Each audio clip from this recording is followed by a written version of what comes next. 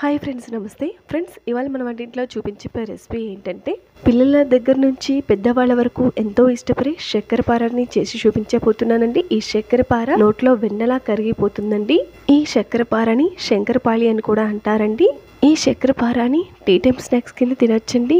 అలాగే ఎక్కడికైనా వెళ్ళడానికి టూర్ ప్లాన్ చేసుకున్నప్పుడు ఇలా చక్కెరపారని స్టోర్ చేసుకుని చాలా జాలీగా తినొచ్చండి. చాలా టేస్టీగా ఉంటాయండి. ఈ చక్కెరపార ఎంతో టేస్టీగా క్రంచీగా నోట్లో పెట్టుకుంటే ఇట్టే కరిగిపోయేలా ఉంటాయండి. వీటి టేస్ట్ అనేది చాలా చాలా బాగుంటాయండి.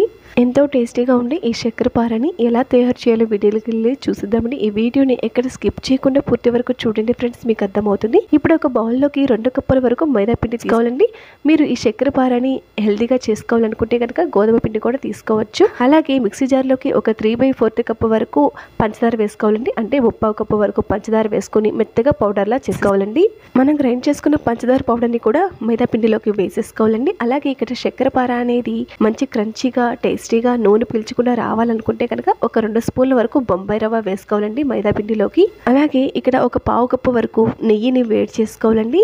ఈ చక్కెరపారలోకి నెయ్యి వేయడం వలన మంచి టేస్టీగా లోపల గుల్లగా ఉంటాయండి చక్కెరపార అనేది. అలాగే 1 స్పూన్ వరకు ఇలాచి పౌడర్ వేసేసుకొని మనం వేడి చేసుకున్న నెయ్యిని కూడా వేసేసుకొని ఈ పిండిని నెయ్యి పట్టేలాగా బాగా కలుపుకోవాలండి. ఈ పిండిని నెయ్యిలో బాగా కలిసేలాగా ఉండలు లేకుండా కలుపుకోవాలండి. అప్పుడు ఈ పిండి అనేది కొంచెం రవ్వలాగా వస్తుంది. ఈ పిండిని బాగా కలుపుకున్న తర్వాత ఈ పిండిని ఒకసారి ముద్ద అయ్యేలాగా చూసుకోవాలండి. ఈ ముద్ద వచ్చిందంటే కనుక ఈ పిండి అనేది కరెక్ట్ కన్సిస్టెన్సీలో ఉన్నట్టండి. చక్కెరపార అనేది చక్కగా కుదురుతుందండి. అలాగే ముద్ద కనుక విడిపోయిందంటే కనుక 2 స్పూన్ల వరకు నెయ్యిని వేడి చేసుకుని ఆ నెయ్యిని కూడా పిండిలో బాగా కలుపుకుంటే చక్కెరపార అనేది చక్కగా వస్తుందండి. అలాగే ఈ పిండిలోకి కొంచెంగా నీళ్లు పోసుకుంటూ దీన్ని కొంచెం గట్టిగా సాఫ్ట్గా కలుపుకోవాలండి. మీరు కావాలంటే నీళ్ల ప్లేస్లో పాలనైనా కలుపుకోవచ్చండి. ఈ పిండిని కలిపేటప్పుడు రబ్ చేస్తూ బాగా కలుపుకోవాలండి ముద్దలాగా. చూడండి ఫ్రెండ్స్, ఇక్కడ పిండి లోపల లేయర్ కింద ఉంది కదా, ఈ విధంగా ఉండాలండి పిండి కన్సిస్టెన్సీ అనేది. ఇప్పుడు ఈ పిండిని మరొకసారి కలిపేసేసుకొని బౌల్లో పెట్టేసుకొని మూత పెట్టేసుకొని ఒక 10 నిమిషాల పాటు రెస్ట్ ఇవ్వాలండి. ఒక 10 నిమిషాల తర్వాత ఈ పిండిని మరొకసారి బాగా కలుపుకోవాలండి. అలాగే మీరు చక్కెరపార చేసేటప్పుడు కొలతలన్నీ ఒకే కప్పుతోనే ఉండాలండి. మీరు గ్లాస్ అయినా తీసుకోండి లేదా కప్పు అయినా తీసుకోండి, అన్ని కొలతలు ఒకే కప్పుతో తీసుకోవాలి. అలాగే మనం తయారు చేసుకున్న ఈ పిండిని 2 పార్ట్స్ కింద వేరు చేసేసుకొని కొంచెం టెస్టింగ్ కోసం మైదా పిండి కానీ గోధుమ పిండి కానీ వేసేసుకొని దీన్ని కొంచెం చపాతీలా చేసేసుకోవాలండి. అలాగే మనం చేస్తున్న చపాతీ అనేది 1/2 ఇంచు మందంగా ఉండేలా చూసుకోవాలండి. ఇదిగోండి, ఇలా చపాతీలా చేసుకున్న తర్వాత ఇలా సైడ్స్ అన్ని కట్ చేసేసుకోవాలి. ఈ చపాతీ అనేది స్క్వేర్ షేప్ లో వచ్చేలాగా చూసుకోవాలండి. ఇలా చపాతీని స్క్వేర్ షేప్ లో కట్ చేసుకున్న తర్వాత వీటిని చిన్న పీసెస్ కింద స్క్వేర్ షేప్ లో కట్ చేసేసుకోవాలండి. 1/2 ఇంచు మందంగానే కట్ చేసేసుకోవాలండి. ఇలా నిలువుగా అడ్డంగా పీసెస్ కింద కట్ చేసేసుకోవాలండి. మనం ఈ చక్కెరపారకి పిండి కలిపేటప్పుడు వేడి నెయ్యి వాడుకున్నాం కదండి.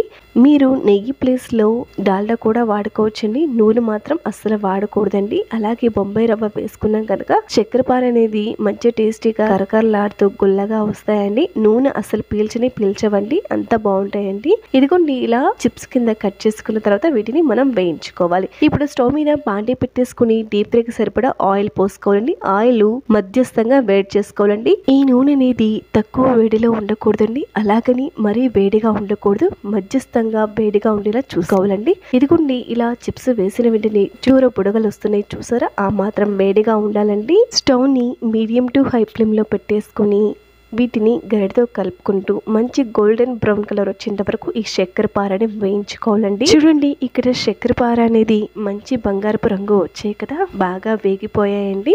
ఇప్పుడు వేయించుకున్న ఈ చక్కెరపారని మనం ఒక జాలగరిటలోకి అయితే తీసేసుకుందామండి. ఇలా జాలగరిటలోకి తీసేసుకున్నామంటే నూనె మొత్తం కిందకి దిగిపోతుందండి.